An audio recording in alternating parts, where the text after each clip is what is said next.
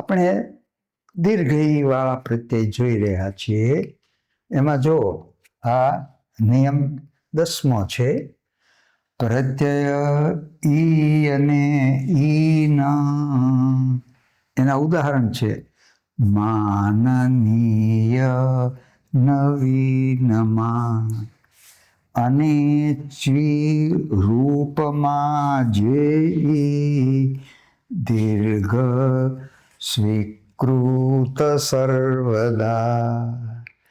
હવે જ્યારે ઈય પ્રત્યય લાગે, જો થોડુંક આપણે ય પૂર્વેની ઈ રસ્વ, એ વખતે આપણે થોડુંક જોયું હતું કે નાટક, તો એને જ્યારે ઈય પ્રત્યય લાગે, નું અથવા ને લગતું, એ આ જ અર્થમાં છે હો, તો નાટકીય.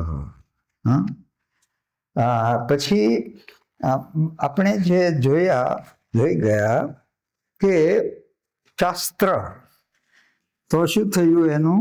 તો કે શાસ્ત્રીય. પછી ભારત, તો ભારત શબ્દ છે એને પ્રત્યય લાગ્યો ઈય, ભારતનું અથવા ભારતને લગતું.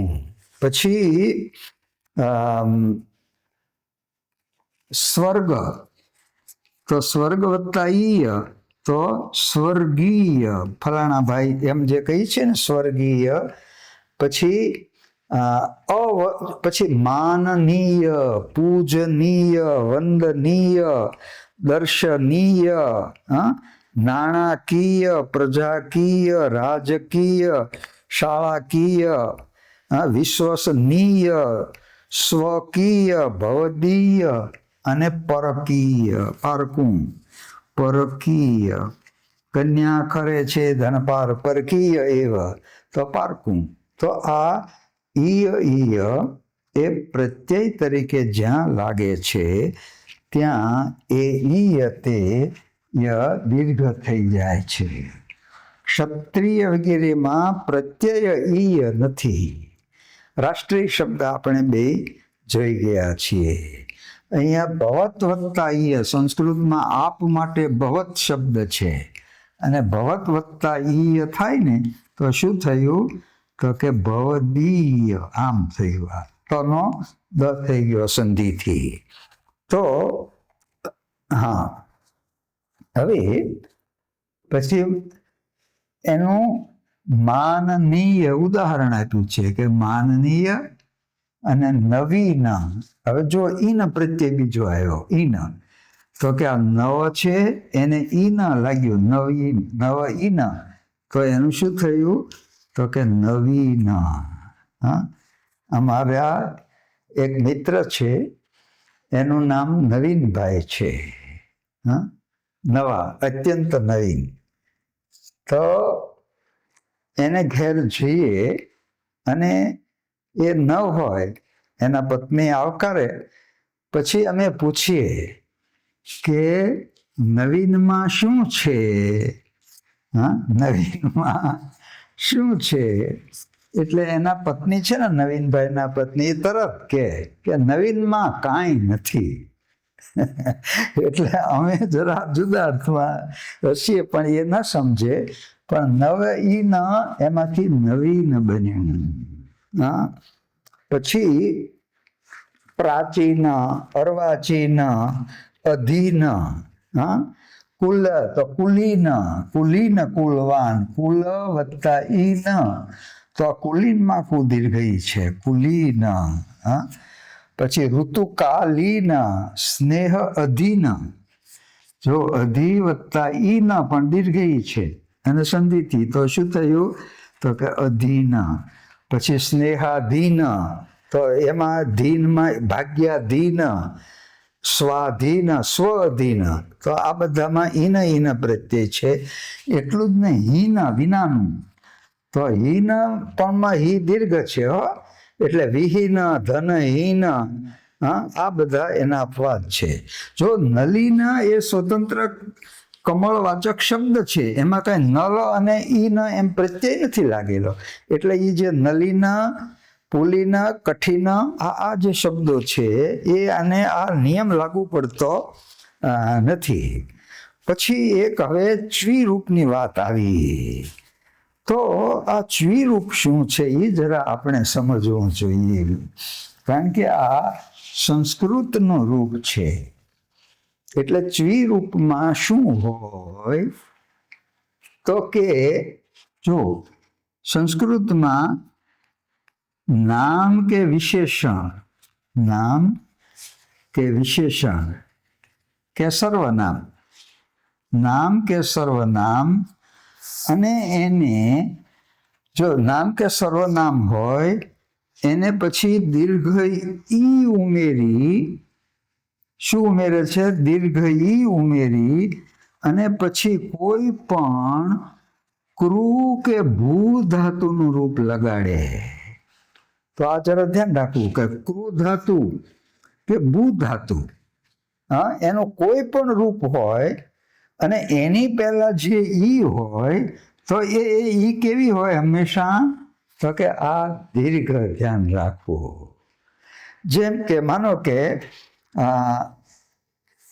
ઉદ્યોગ, તો ઉદ્યોગીકરણ. જો ઉદ્યોગી, અહીંયા એક પ્રત્યય નથી, ઉદ્યોગ એનું ચ્વીરૂપ થયું આ, કારણ કે ક્રૂ ધાતુનું રૂપ છે અહીંયા. તો ઘન, જો ઘન તો ઘનીભૂત અથવા ઘનીભવન. હા, આપણે શબ્દ બહુ વાપરીએ છીએ, દૃઢીકરણ. તો આ જરા જોજો, દૃઢી, દૃઢ ઉચ્ચાર રૂ છે, દૃઢ, પણ દૃઢીકરણ. જો આમાં એ દીર્ઘ છે, એક પ્રત્યય નથી, દૃઢીકરણ. હા, તો એ રીતે. હવે બીજું નામ હોય કે સર્વનામ હોય, જો સ્વ, ભસ્મ, જો ભસ્મ નામ છે ને, ભસ્મ, હા, તો ભસ્મીભૂત, તો જો ભૂ ધાતુનું રૂપ લાગ્યું, તો આ ભસ્મ છે એને શું લાગ્યું? દીર્ઘઈ. આમ દીર્ઘઈ લગાડી પછી ક્રૂ કે ભૂ ધાતુનું કોઈ પણ રૂપ લાગે તો એ બધા એ ચ્વીરૂપ છે, અને ચ્વીરૂપની જે છે એ બધી ઈ દીર્ઘ થાય. ચાલો હવે ખ્યાલ આવશે તમને કે સમીકરણમાં મી શું કામ દીર્ઘ છે? આમાં શેને ઈ લાગ્યો છે? તો કે જો સમ કરવું, સરખું કરવું, સમ, અને એને સમીકરણ, તો ક્રૂ ધાતુનું રૂપ લાગ્યું સમીકરણ. તો આમ હવે એક માનો કે સ્વ એ સર્વનામ છે, સ્વ એ શું છે? સર્વનામ છે. પછી હવે ક્રૂ ધાતુનું રૂપ એને લાગશે કે સ્વીકૃત. જો આ ક્રૂ ધાતુનું રૂપ લાગ્યું, સ્વ એ સર્વનામ છે તો સ્વીકૃત. પછી ક્રૂનું કાર થયું તો સ્વીકાર, તો સ્વીકાર અને સ્વીકૃત. તો એ છે શું કામ દીર્ઘ છે સ્વીકારમાં? તો કે આ ચ્વીરૂપ બન્યું છે. એટલે અને ચ્વીરૂપમાં જે ઈ દીર્ઘ સ્વીકૃત સર્વદા, તો ચ્વીરૂપની અંદર રહેલું જે ઈ છે એ બધી ઈ તે બધી દીર્ઘ હોય છે. હવે એક શ્લોક આપણે બાકી રહ્યો છે, અને એ શ્લોક જરા આપણે જોઈએ. હવે જે વાત આવે છે તે તદભવ શબ્દની વાત આવે છે. અત્યાર સુધી આપણે તત્સમ શબ્દ વિશે કહ્યું. અહીંયા તત એટલે તેમાંથી, અને ભૂ થવું, તો ભવ એટલે થયેલા, એટલે તે એટલે સંસ્કૃત, અને સંસ્કૃતમાંથી જે રૂપાંતર પામી અને થયેલા એ બધા શબ્દો તે તદભવ શબ્દ છે. તો આપણી ભાષા એ સંસ્કૃતમાંથી જ ઉતરી આવી છે. ત્વમ દુગ્ધમ ઉષ્ણમ કરિષ્યસી. જો આ કેમ આવી આખી ભાષા? તો કે ત્વમ પછી દુગ્ધમ, પછી ઉષ્ણમ, ઉષ્ણમ, પછી કરીષ્યસી. જો ત્વમ, ત ઉ વનો ઉ થઈ જાય, ત ઉ મ અને મ નો અનુનાસિક થઈ ગયો એટલે શું થયું? તો કે તું. પછી આ ગ ની આપણે દૂધની વાત કરી ગયા કે દુગ્ધમ, દુગ્ધમ, અને પછી આ ધ એકવડો થયો એટલે દૂધ. પછી ઉષ્ણ, ઉન્હવું, અને એમાંથી ઊનું.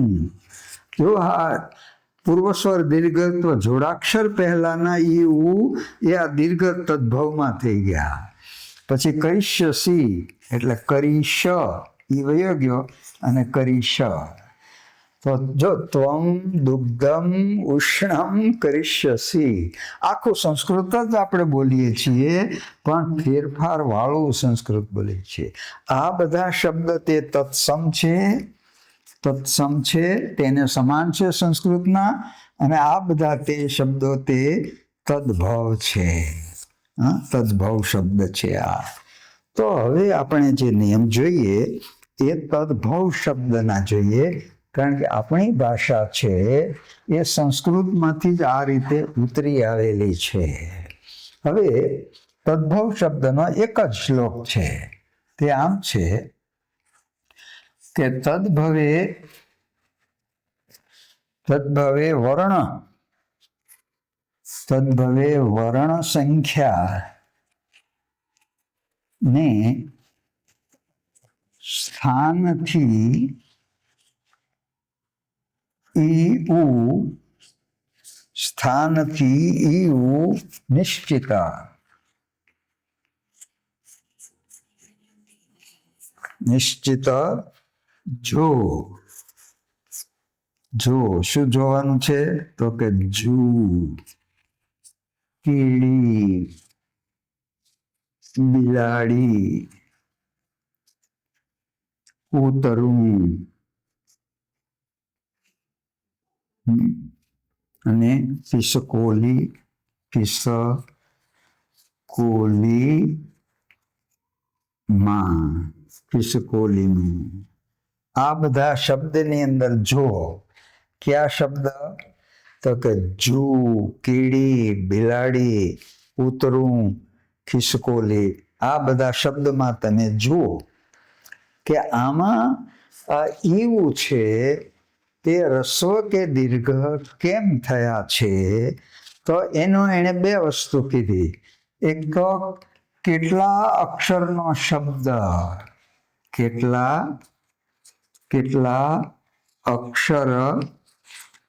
અક્ષરનો શબ્દ, અને પછી એનું સ્થાન ક્યાં છે, એનું સ્થાન કેટલામું ક્યાં છે, કેટલામાં અક્ષરે છે, સ્થાન ક્યાં છે, એનાથી તદ્ભવ શબ્દોનો નિર્ણય થાય. હવે આપણે આ તદ્ભવ શબ્દનો નિયમ જોઈએ. ચાલો, પહેલું તો એ કે આ કીડી અને કૂતરું શબ્દને છેડે આવ્યા છે. તો એક ધ્યાન રાખી લ્યો કે તદ્ભવ શબ્દમાં અંત્ય ઈ, અંત્ય છેડેની ઈ દીર્ઘ અને અંત્ય ઉ રસ્વ. જો આપણી ગાડી સારી ચાલી, તો જો બધી અંત્ય જે આવ્યું ને એ અંત્ય બધી દીર્ઘ થઈ ગઈ. પછી અંત્ય ઉ, તો કે આપણું ગાડું સારું ચાલ્યું.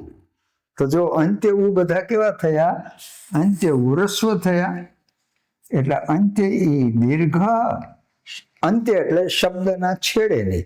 હવે જો બીજું એક ધ્યાન રાખજો કે આમાં આપણે પ્રત્યયો બાદ કરવાના. મૂળ શબ્દ કેટલા અક્ષરનો છે તો એ જાણવા માટે શું કરવાનું, તો કે પ્રત્યયો બાદ કરવાના. પછી ખબર પડે કે આ કેટલા અક્ષરનો શબ્દ છે.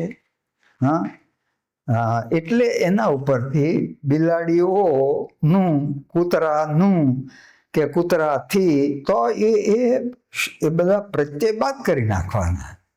અને પછી જે શબ્દ રહે એના વિશે હવે આપણે વિચારવાનું, અને એનાથી આ બધું નિશ્ચિત થાય છે.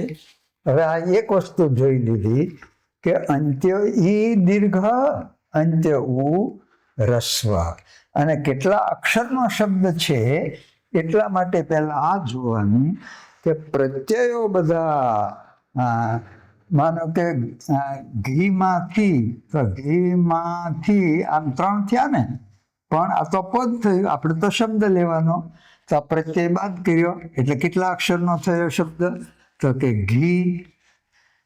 તો આવી રીતે આપણે કેટલા અક્ષરનો શબ્દ છે એ આપણે તારવવાનું.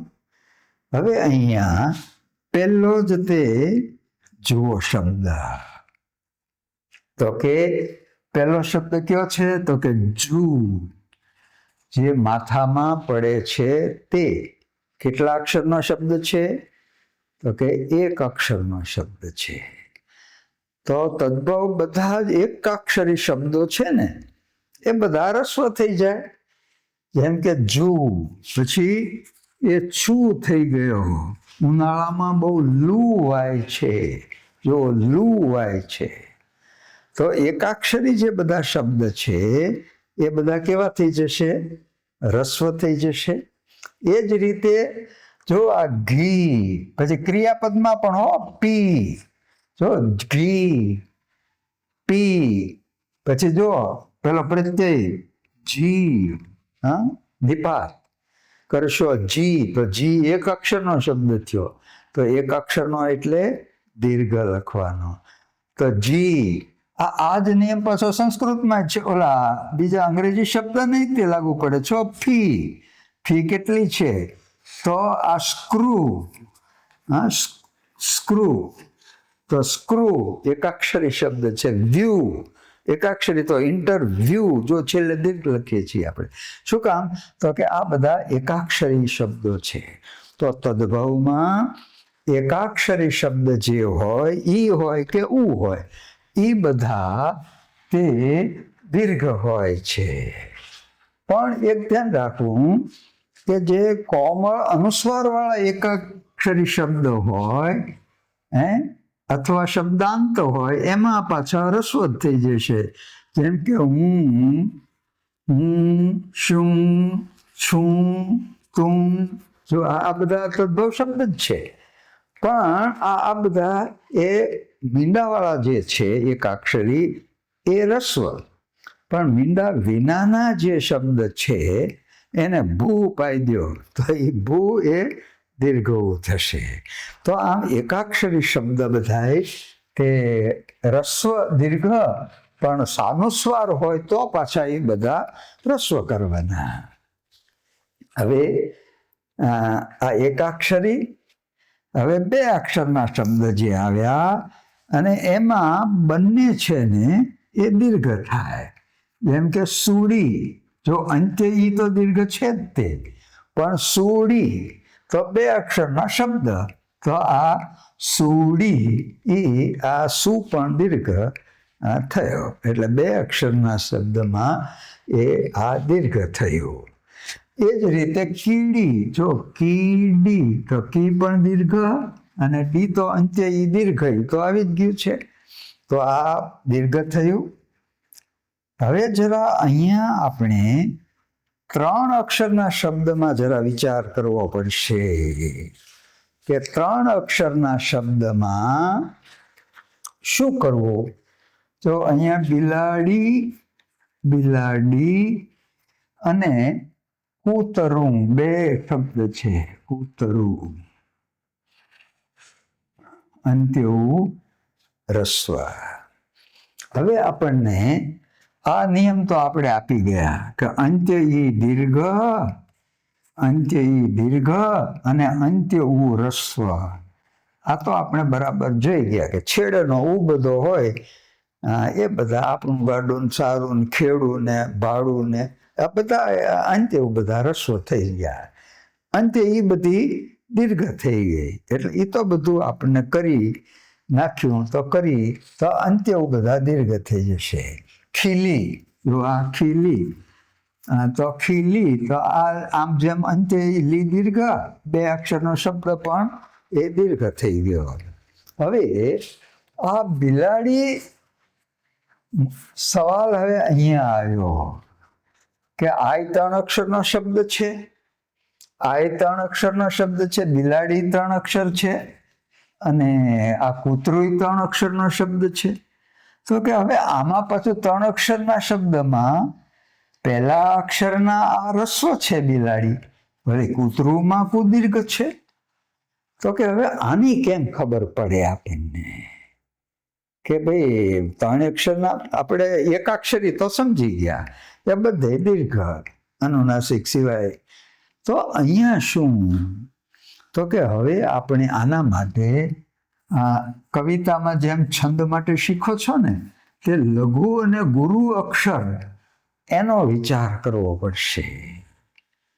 હવે જો આ લઘુની નિશાની છે, આમ આ ગુરુ અક્ષરની નિશાની છે. હવે જો લઘુ ક્યાં છે તો કે સ્વર અ, પછી રસ્વ ઈ, પછી રસ્વ ઉ અને ઋષિનો રૂ, આટલા લઘુ છે.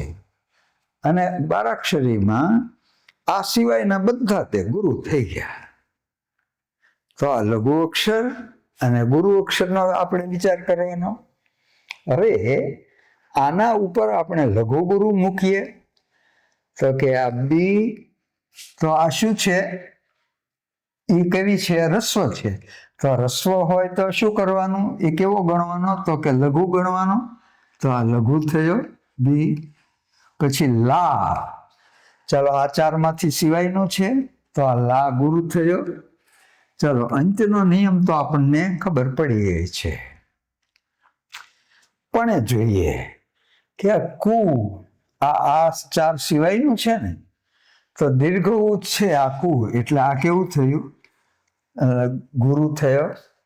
પછી તો આ અ, જો આ આખી બારકડીમાં જેને જેને અ લાગ્યા હોય ક, કી, કુ, ક્રુ, એટલે આખી બારકડી બધાયની આમ સમજવી તમારે કે આ ક, પછી રસ્વ કી, પછી રસ્વ કુ અને ક્રુ, આટલા આ લઘુ છે અને બાકીના બધા ગુરુ થયા. હવે અહીંયા તને કયો સ્વર લાગેલો છે અ, તો આ કેવું થયું આ લઘુ થયું. હવે આના આધારે આપણે નિર્ણય કરવાનો છે કે જો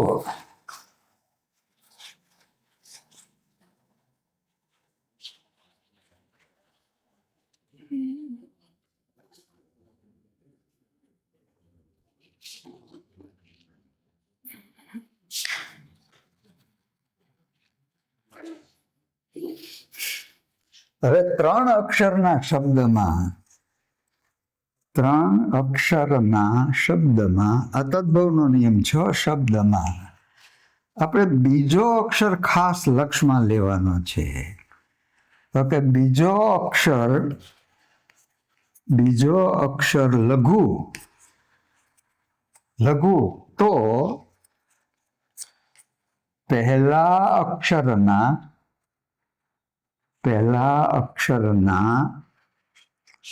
ઈ ઉ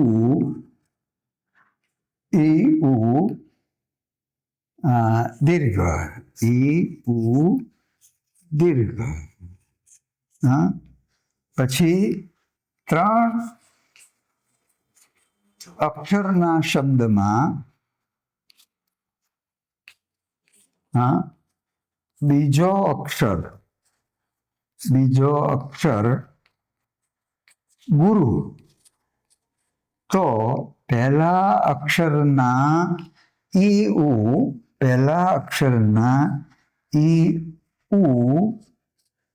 દીર્ઘ. હવે જો બીજો અક્ષર ગુરુ હોય તો એની પહેલાનો અક્ષર, પહેલો અક્ષર એ દીર્ઘ થશે.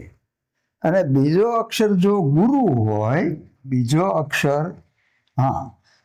અક્ષર લઘુ, તો પહેલા અક્ષરના ઈવું દીર્ઘ, અને બીજો અક્ષર ગુરુ તો પહેલા અક્ષરના ઈવું તે રસ્વ થાય.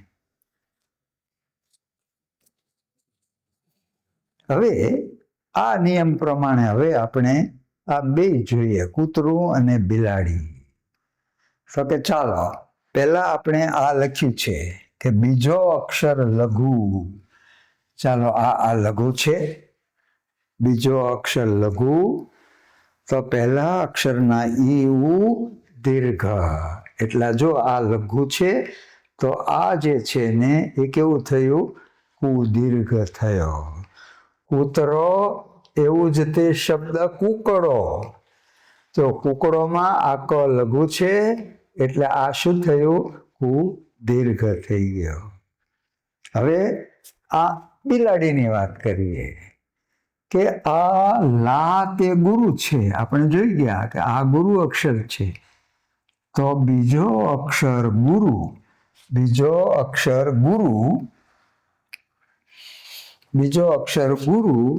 તો પહેલા અક્ષરને લાગેલા ઈ રસ્વ કરવા. તો આ ગુરુ થયો એટલે આ બી કેવો થઈ જાય? તો કે રસ્વ થઈ જાય. તો આમ તદ્ભવ શબ્દના 3 અક્ષરમાં આ જરા બહુ સમજવા જેવો નિયમ છે કે આને માટે તમારે થોડુંક લઘુ ગુરુ સમજવું પડે. જો બિલાડીની જેમ કિનાર, ના શું કામ કે રસ્વ થયો? તો કે ના ગુરુ છે. મિનારો, ચાલો મિનારો, તો આ મી રસ્વ છે. પણ મિનલ દેવી, તો જો મિનલ, જો અહીંયા શું થયું? ન લઘુ છે તો આ મી કેવો થઈ ગયો? એ ગુરુ થઈ ગયો. એટલે આ 3 અક્ષરના શબ્દમાં પહેલા અક્ષરનો નિર્ણય કેમ કરવો એ જરા આપણે બરાબર જોયું. હવે જો માનો કે 2 શબ્દ છે, સુતાર અને સૂતળી. ચાલો, સુતાર અને સૂતળી. તો આ સુતાર, હવે આ સૂતળીમાં શું લઘુ કરશું કે ગુરુ કરશું? સૂતળી. ચાલો અહીંયા હજી હું લઘુ ગુરુ એકે નથી કરતો. વિચાર કરો કે અહીંયા આને શું કરવું? આને લઘુ કરવું કે આને ગુરુ કરવું? તો બીજો અક્ષર જુઓ તો કે અહીંયા તા ગુરુ છે એટલે આ લઘુ થશે, એટલે કે આ રસ્વ થશે. શું અહીંયા તો તે ગુરુ છે, પેલા લઘુ છે, તો આ કેવું થશે? તો કે સૂતળીમાં શું? દીર્ઘ થઈ. ખ્યાલ આવી ગયો? એટલે આ રીતે જો 2 અક્ષરના શબ્દમાં વધારે જો ચીજ, ઢીલ, ભીલ, ગીધ, લીટી, મીની, ધીરું, ગીચ, જીદ, ભીખ, શીખ. જો શીખ ક્રિયાપદની બાબતમાં 2 અક્ષરનો મૂળ રૂપ લેવાનું. પછી મીણ, પછી ઉની બાબતમાં જો ચૂમ, ભૂલ, સુકું, દૂધ, દૂધી, ભૂરું, જૂથ. જો ભૂરું, આ ભૂરું ભૂ દીર્ઘ થશે અને તેવું રસ્વ. આ 2 અક્ષરના શબ્દની વાત છે. હવે પછી ઊઠ, જો ઊઠ, સુડી, પછી એટલે ઊઠ. તો આ ધ્યાન રાખજો પછી કે ઊઠ આ 2 અક્ષરનો શબ્દ થયો, ક્રિયાપદ મૂળ રૂપ લેવાનું. પછી ઉઠવું ને ઉઠનાર ને આ બધા જે છે એ કૃદંતો બધા ઉઠે છે ને કાળ ને અર્થી બધું ઉઠ. ચીભડું, જો ચીભડું, કૂતરો, સૂતળી, ભૂસકો, ભાઈએ મારો ભૂસકો, તો ભૂ દીર્ઘ હું કામ, તો કે સ લઘુ છે. ડુસકું મૂક્યું, ફૂદડી, ફૂ દીર્ઘ, કુકડો, નુસ્ખો, નુસ્ખો અપનાવ્યો તો એ દીર્ઘ થયો. એટલે આમ, અને જો પેલું હોય તો એ લઘુકરણ, બંને વસ્તુ આપણે જોઈ ગયા. હવે આ લઘુગુરુ પણ એમાં જો અપવાદ છે કે જે કોષે બે વસ્તુ ધ્યાન રાખી છે. એક તો રૂઢિ શું છે, એટલે માત્ર નિયમ જ નહીં, હારો રૂઢિ ધ્યાન રાખી. એટલે એણે ઉપર ને મુગટ ને ટુકડી ને ટૂચકો, મુજબ, મુદત, કુમળું, આ કુબડી, આ ગુટકો વગેરે એણે પાછા પરંપરામાં જ રસો લખાતા હોય ને તો રૂઢિ જાળવી છે. એટલે આટલા અપવાદો છે એમ. અને આપણે બીજા અક્ષર જો ગુરુ હોય તો પણ આપણે જોઈ લીધા. એટલે ચાલો હવે ઉનાળો, ઉ શું કામ રસ્વ? જો ઉનું માં દીર્ઘવું છે, ઉનું, પણ ઉનાળો એમાં ઉ રસ્વ થઈ જાય. શું કામ? તો કે આ ના ગુરુ છે એટલે આવું તે રસ્વ થઈ ગયો. એટલે ઉનાળો. હવે ખાસ ચાર અક્ષરના શબ્દનું શું? તો કે ચાર અક્ષરના શબ્દમાં પહેલા અક્ષરને લાગેલા એવું,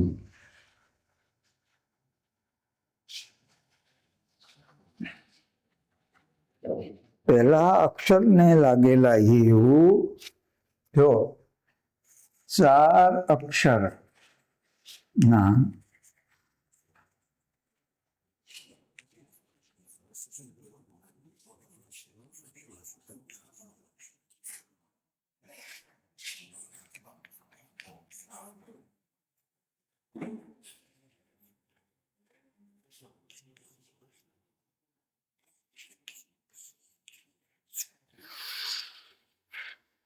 હવે જો ચાર અક્ષરનો શબ્દ હોય, આપણે સૂત્રમાં જોઈ ગયા કે તદ્ભવે વર્ણ સંખ્યાની સ્થાનથી નિશ્ચત, જો ઝુકીડી બિલાડીને ઉતરું ખિસકોલીમાં. તો શબ્દ ચાર અક્ષરનો આવ્યો, ખિસકોલી. તો અંત્ય ઈ દીર્ઘ, તો પહેલા જોઈ ગયા કેટલા અક્ષરનો શબ્દ છે? ચારનો. અને પહેલા અક્ષરને લાગેલા ઈ ઉતે રસ્વ, એટલે ખિસકોલીમાં ખે રસ્વ થાય. પિચકારી, તો પિચકારી, તો આ ચાર અક્ષરનો શબ્દ અને પહેલા રસ્વ. જો મુસાફર, મુસાફર, તો ચાર અક્ષરનો શબ્દ અને પેલો છે એ પેલું. પછી સુવાવડ, પછી સુવાવડ, ઉકળાટ, જો ઉત્તરાયણ, ઉત્તરામણ, પછી વિલાયત, જો વિલાયત, ચાર અક્ષરનો શબ્દ. પછી મિજબાની, મિજબાની, ખુશામદ, તો ખુશામદ, ચાર અક્ષરના શબ્દ છે બધા. પછી સિલેક્શન, તો સિલેક્શન, સિલેક્શન. પછી નિસરણી, જો નિસરણી. અને આપણે જે ગુજરાત શબ્દ પણ જોઈ ગયા હતા કે ચાર અક્ષરનો શબ્દ છે અને એ રસ્વ છે.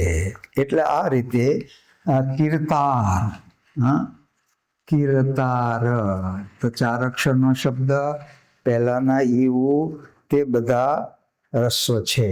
જો ગુલમોર, હસી હસી દુઃખ, ગુલમોર, તો આ ચાર અક્ષરનો શબ્દ છે એટલા માટે એ રસ્વ થાય.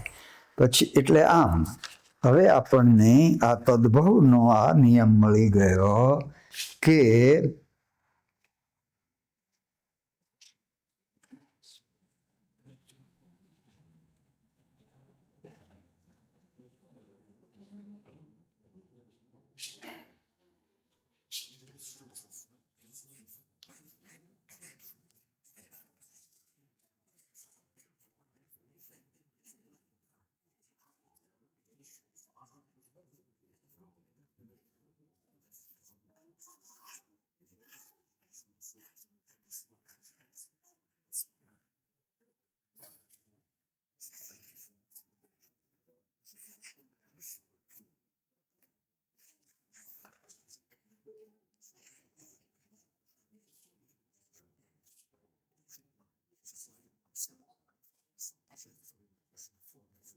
હા,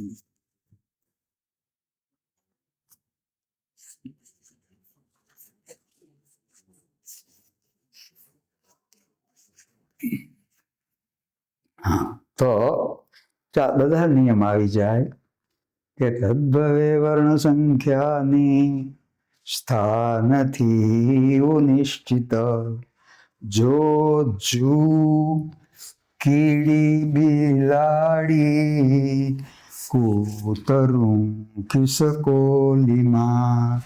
તો આ એક અક્ષરનો શબ્દ, આ બે અક્ષરના શબ્દો નિયમ, ત્રણ અક્ષરનો નિયમ, ચાર અક્ષરનો નિયમ, ઓલા ત્રણ અક્ષરનો નિયમ, અને આ ચાર અક્ષરનો નિયમ. એટલે આ એ આપણે આમાં પછી ખરું ખોટું કરવાનું નામ બધું આપ્યું છે. હવે એક અક્ષર જ્યારે આપણે ગણીએ ત્યારે આ જરા ધ્યાન રાખવું કે જે સમાસ હોય ને, સમાસમાં શબ્દ અલગ ગણાય. એટલે સમાસમાં શબ્દ વધી જતા હોય, જેમ કે ફૂલ છાબ, ફૂલની છાબડી. તો આમ આપણને ચાર અક્ષરનો શબ્દ લાગે, પણ અહીંયા મીણબત્તી, તો મીણબત્તી, તો આ ચાર અક્ષરનો શબ્દ છે. આમ માનો કે દીવા દાંડી, દીવા દાંડી, તો આપણને એમ લાગે કે આ ચાર અક્ષરનો શબ્દ છે, અને તોય પહેલા યુમાં તો રસ્વ છે.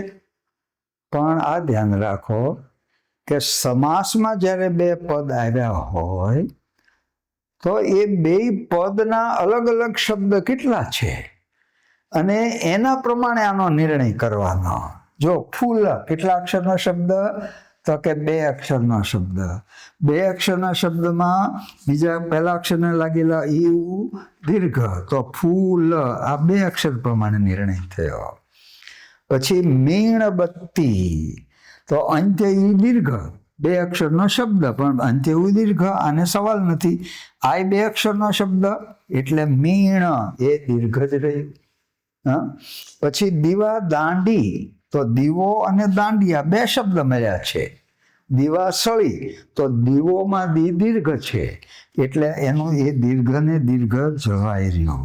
એટલે આ ખાસ ધ્યાન રાખજો કે સમાસમાં જેટલા અક્ષરનો શબ્દ થતો હોય એટલા અક્ષરના શબ્દ જે છે એ પ્રમાણે આપણે લેવાનું હોય. એટલે ફરી જરા ગાઈ લેજો. આ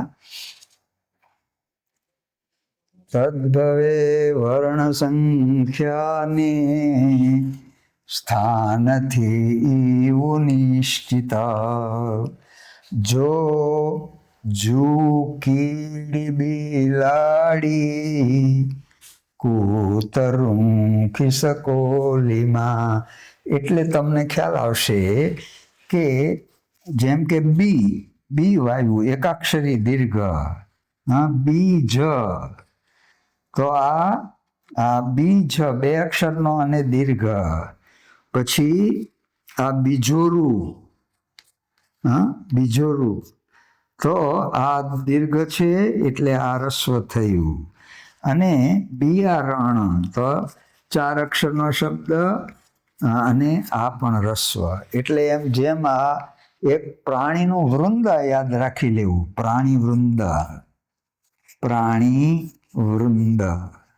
તો શું, તો કે જુ કીડી બિલાડી કૂતરું ખિસકોલી, બસ આટલું યાદ રાખી લો. એટલે એક અક્ષરનો નિયમ, બે અક્ષરનો, ત્રણ અક્ષરનો, ત્રણ અક્ષરનો અને ચાર અક્ષરનો. અને આમાં એ ખાસ તો ત્રીજામાં ધ્યાન રાખવાનું છે કે આમાં તમારે જરાક લઘુ ગુરુ છે એનું પહેલું કરવું પડે. એટલે આ રીતે તમે આ ચોપડીની અંદર ઘણું બધું જાતે કરતા જવાનું, ને એમ એક પ્રક્રિયામાંથી જો તમે કરશો ને તો અત્યારે કેટલું આપણે વિગતે કરી શકીએ, પણ એ બધું કરશો તો સંપૂર્ણ જ્ઞાન તમને આ જોડણીનું પેલું મળી રહેશે. પછી છેલ્લે અહીંયા પેલું આપ્યું એકંદરે નિયમો પણ આપ્યા છે.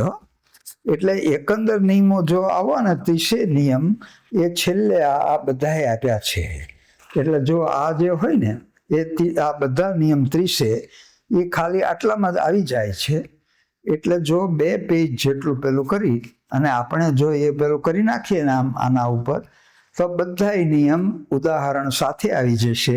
અને સાથે એક આ અનુષ્ટુપ છંદમાં લખાયેલી જોડણી ગીતા એ પણ જો ઓલી આવી જાય તો ટૂંકમાં બધાને બધું તે આના દ્વારા મળી રહેશે. છેલ્લે એક કસોટી પણ આપી છે. અને આપણે જે પહેલા વ્યવસ્થા જોઈ ગયા ને કે અક્ષર મરોડ પ્રમાણે લખાય, એ વ્યવસ્થા પણ છેલ્લે આમાં આપી છે. એટલે પૂર્ણ આમાં જોડણી વિશેનું ઘણું ખરું અને ગુજરાતી ભાષાની બધી વ્યવસ્થા વિશે આમાં આપ્યું છે. અને પૂર્ણ વિગતે પુસ્તકનો પરિચય પૂરો કરો એ સાથે મારી વાત પૂરી કરું છું. અસ્તુ સેવમ.